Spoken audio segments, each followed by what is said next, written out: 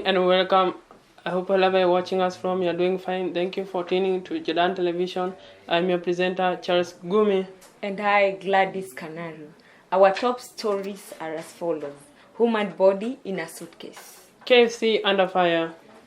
Yemi capital under attack.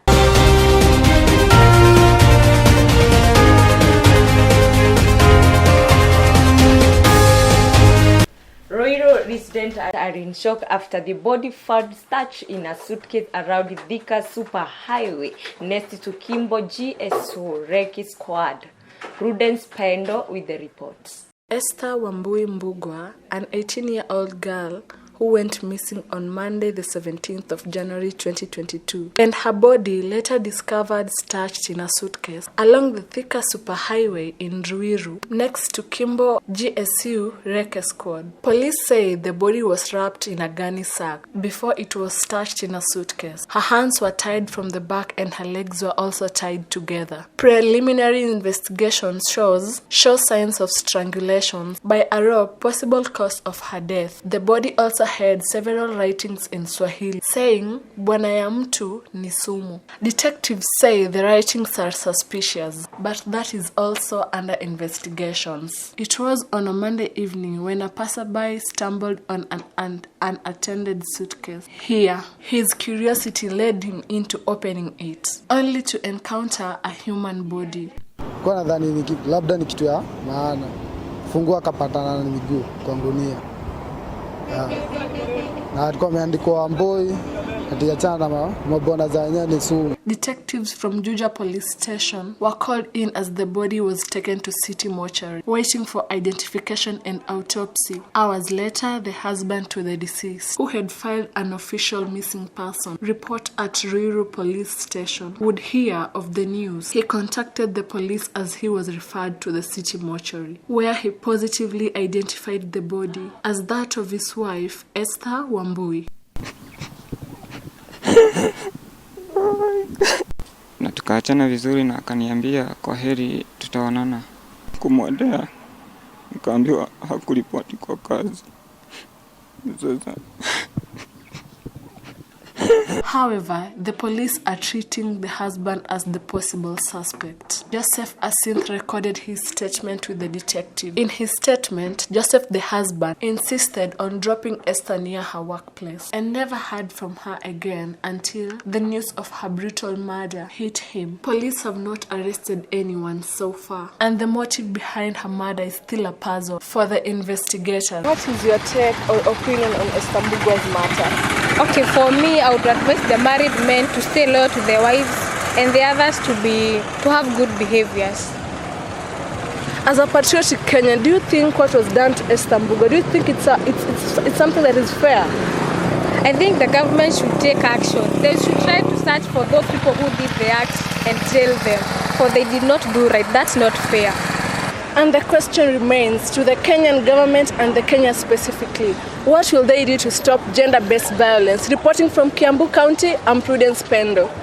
COVID-19 in Kenya licensed to 316,100. Death toll to over 5,000. The Cabinet Secretary of Health, Mutahi Kagwe, says that 10,978,305 vaccines have been administered across Kenya. Saranjeli with the report. The government, through the Health Ministry, has put in place strict measures to prevent the spread of COVID-19 from foreigners.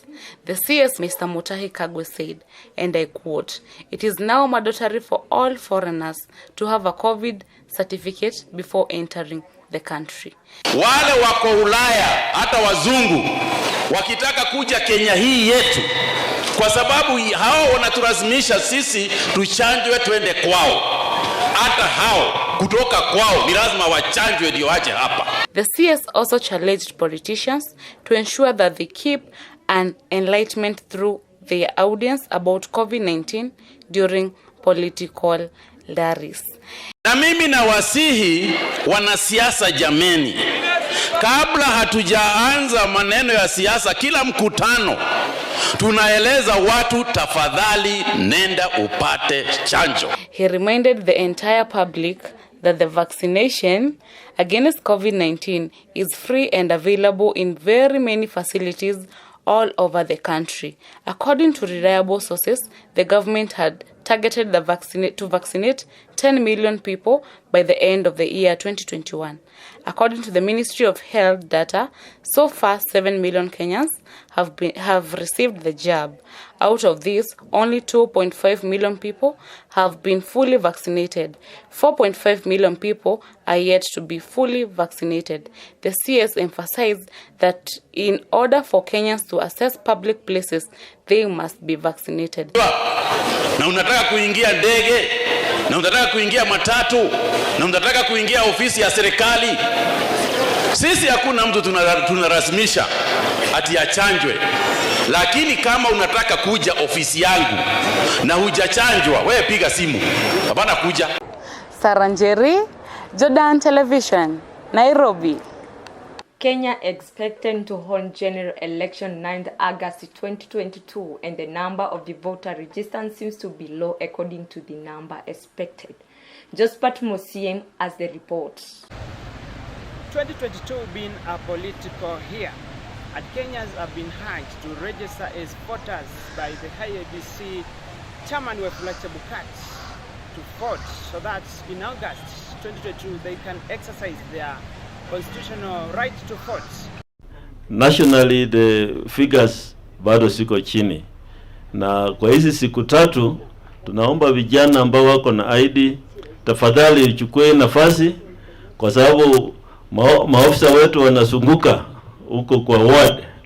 Chukue nafasi mjiandikishe, na wale ambao watakosa kujiandikisha by 6th bado kuna mwanya kwa constituency office. Unaweza fanya hivyo kwa wiki moja mbili hivi kabla hatujafunga. County election manager na wale returning officers, registration officers wafuate watu kule kwa forest. Wale wanahitaji transfer sitaendelea hata kabla baada ya tarehe 6 transfers zinaweza endelea. Mfuate hizo transfers ili watu waandikishe kupigia kura mahali ambayo iko karibu. Kwa wiki moja mbili hivi mnaweza fanya hiyo shughuli kabla hatujaweka ile cassette notice ya ku stop the process. IEBC registered just 1.5 million voters, representing a quarter of the target. Habari yako mwanangu? Niko salama kabisa. Kwa majina nafahamu kama nani? Kwa majina ni Job Mfana, na mimi ni mkazi wa hapa Thika, lakini nyumbani ni Kakamega. Mimi hapa Thika najihusisha na biashara ya kuuza mayai. Hiyo ndio mimi nategemea kipato ili niweze kujiendeleza katika maisha yangu. Tunajua mwaka huu wa 2022 ni mwaka wa siasa. Kwa kweli ni wakati wa siasa ndio, lakini tumeona kuna viongozi wengi wamejitokeza kutaka hii kiti cha urais. Upande wa ODM tunamwona kinara wa ODM wamekuja na azimio anataka kiti cha urais. Pia upande wa UDA pia tunamwona naibu wa rais ana campaign kila mara. Pia upande wa OKA tunaona viongozi wa OKA kina Musalia Mudavadi, Kalonzo, Gideon Moi na Wetangula pia hao wanasema watakuwa debeni. So kwa maoni yangu mimi kwa sasa sijaamua ni nani atakuwa rais, lakini wakati ukifika nitajua ni nani atakuwa rais. Mimi tayari niko na silaha, nimejiandikisha, niko tayari kupiga kura.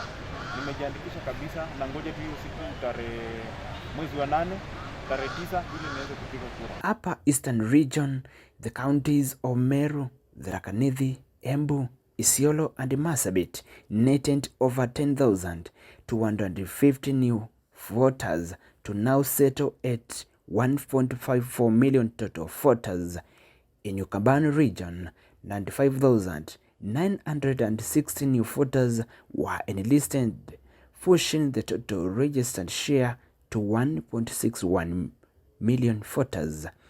In the 5 counties of Central Kenya, 135,343 new registered voters were enlisted against a target of 1 million. This now pushes the new voter significance to 3.0 million. The Rift Valley 2 mixed its target, recording 444,777 new voters in its 14 counties.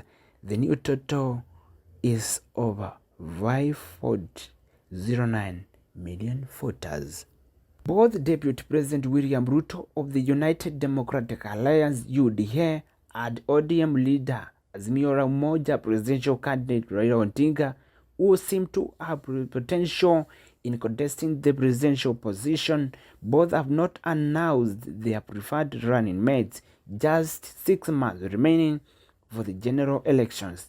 Deputy President William Ruto acknowledging President Uhuru Kenyatta's decision to support the opposition leader Raila Odinga, regardless being his deputy. The President of Kenya has decided in his democratic right to support my competitor, and I respect the opinion and the decision of my friend, the President. But I also know that the President of Kenya is not my competitor. My competitor is Mr. Kitendawili. And therefore, I ask Mr. Kitendawili not to hide behind President Uhuru Kenyatta. Nairobi County continues to dominate the number across the country, with 152,000 new voters not meeting its target. The new total is 2.4 million, having Nairobi, Kiambu, Nakuru, Kakamega and Meru counties leading in the number of registered voters. Presidential candidates will require more than half of the vote cards to win will begin to stand and follow the numbers across the counties clustered under the blogs. Josephat Musiemi, Jordan TV, Nairobi. The education system in the country needs a new tour as the year of 2022 being the year CBC system is being introduced, hence making it hectic for the students and teachers because the national examination to be conducted in a single year or twice. Salian Kilonzo with the exclusive report. 2022 turns out to be a hectic year to both students and teachers as a result of the examination fixture that the Ministry of Education released, where 2 national exams are expected to take place in the same year. The first examination is to take place in March to early April, and the second one to take place in November to December, where the Class 6 will do their KCPE that will usher them to junior high school, leaving behind the current Class 7 back in primary school, which means that they will be ahead of their seniors. Headache comes to the teachers and students because they have to cover all the syllabus within a short period of time. The reason for this fixture being that the academic calendar going back to now in the year 2023. We are hoping for the best and all goes well as planned. Preparedness for exams, we are ready to go.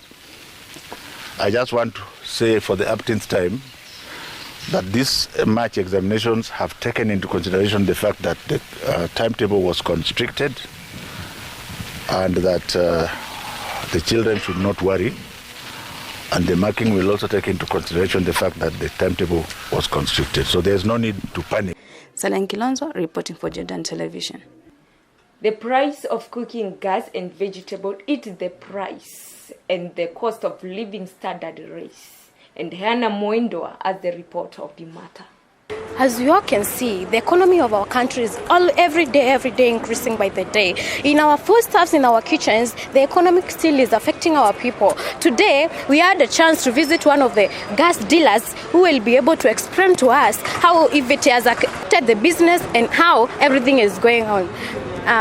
What is your name?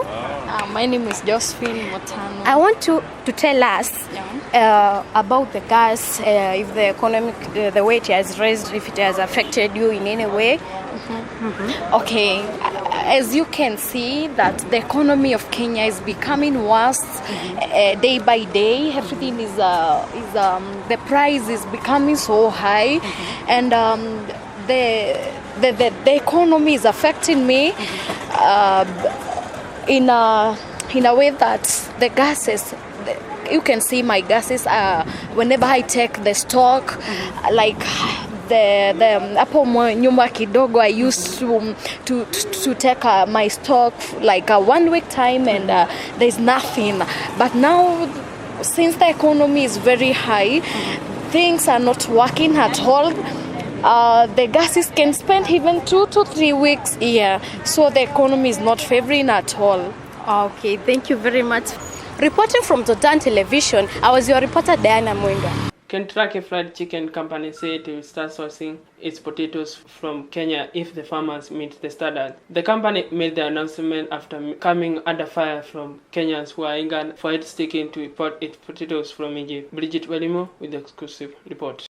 It has been uneasy for the last 24 hours for KFC operating locally after the franchise ran out of potatoes and Kenyans realized that it has been sourcing its potatoes from Egypt. Them not buying potatoes locally, it demoralizes farmers sana.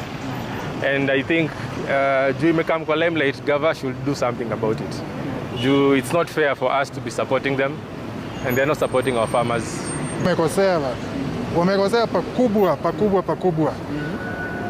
They need to buy from us kwa sababu tunatoanga waru legit. If we support everyone who comes to crying to us and we can't get supported, what an image is that? What kind of an image are we being, what message are we being taught? Nyandarua County, that produces over 30% of potatoes in the country, also joined the fray. In a statement, County Governor Francis Kimemia turned KFC position as insensitive to the farmers who have put efforts into producing quality potatoes. KFC CEO Jackie Tennyson says there is an opportunity to source potatoes from local suppliers that meet the global KFC quality and safety specification in the near future. Reporting for Business News, I am Bridget Welimo.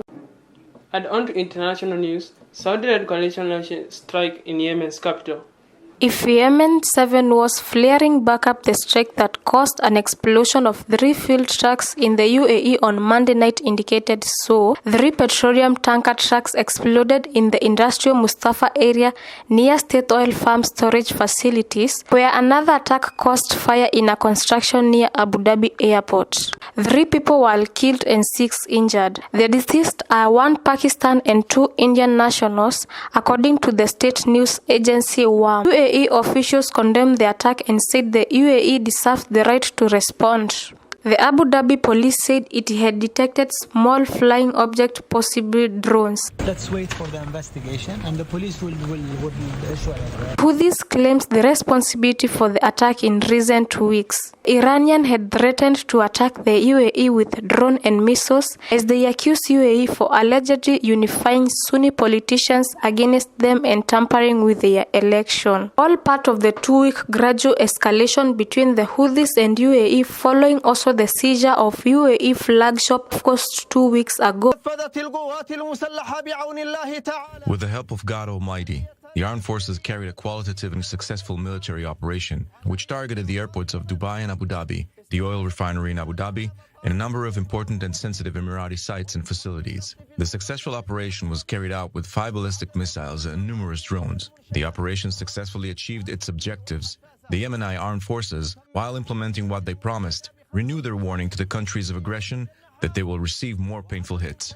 While the Houthis have repeatedly targeted Saudi Arabia with missiles and drones and claimed to strike UAE in 2018, Houthi long-range drone and missile attacks usually don't cause fatality despite being part of the Saudi-led coalition in Yemen. The UAE has taken a less prominent role in recent conflict in the last 2 years, but in the recent days the Emirati stepped up support in local militias, sending fighters in the US officials. The attack raises further tension in the Regency as crucial phase nears in a clear discussion with the Yemens. Ida Maina, Jordan Television. On weather, flood in Brazil and Israel, and windstorm in Poland and Norway. 850 people who lost their homes are in emergency shelters and a week after a heavy storm. Since the storm rescue, some workers have searched for victims digging through the mud. The number of people missing currently stood at 69, a figure that has been filling. The victim bodies are identified and facilities separated. Police said that 3 children were among those killed in February 15, deluge which dumped a month's worth of rain on the southern city in several hours. Storm Milk caused 2 facilities in UK due to falling down of trees by strong wind. Although authorities have evacuated 20 people with the daily care. Allow extra time to reach destination in those areas and carry the emergency kit and warm clothes if driving is necessary, especially in secondary or rural areas that could become impassable due to the flood. Welcome to our sport news today. I'm your presenter, Junior Wangage. John Kyoko. On the transfer news, Aston Villa have confirmed the signing of the Sweden goalkeeper Robin Olsen and on loan from Roma until the end of the season. Juventus have confirmed the signing of the Serbian international talisman Dusan Vlahovic from Fiorentina for a deal worth 75 million. Ghana have knocked out of 2021 Africa Cup of Nations after losing 3-2 to Comoros on Tuesday night. While Burkina Faso qualifies alongside Cameroon, Senegal, Guinea, Morocco and Gabon. Life at Rennes this season has since tailed off due to injury and COVID, but now danger here. Comoros with a great opportunity. And the opening goal. The outside, as it has to be said, have the lead and, well, from bad to very much worse for Ghana. Close to connecting with it was the substitute. Changama. And still it gets the shot away. And Comoros have a second. Ahmed Moni turning this way and that and then providing the finish.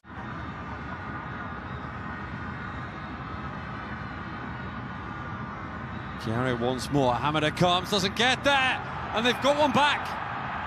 Boakye, who's only just come off the bench, has pulled one back for Ghana. Hamada all at sea. Kierre's ball in, the header, and it is in. Jiku's bundled it in at the back post and Ghana are level. They've come back from 2-0 down. Or have they? Well, they have. Came on just before the hour mark. Yusuf, chance to cross maybe for the fullback, he does! And Comoros have got the third. Remaining in this game. But what an effort from Comoros. Thank you for watching. Until next time, I've been your presenter, John Kyoko. Junior Wangage.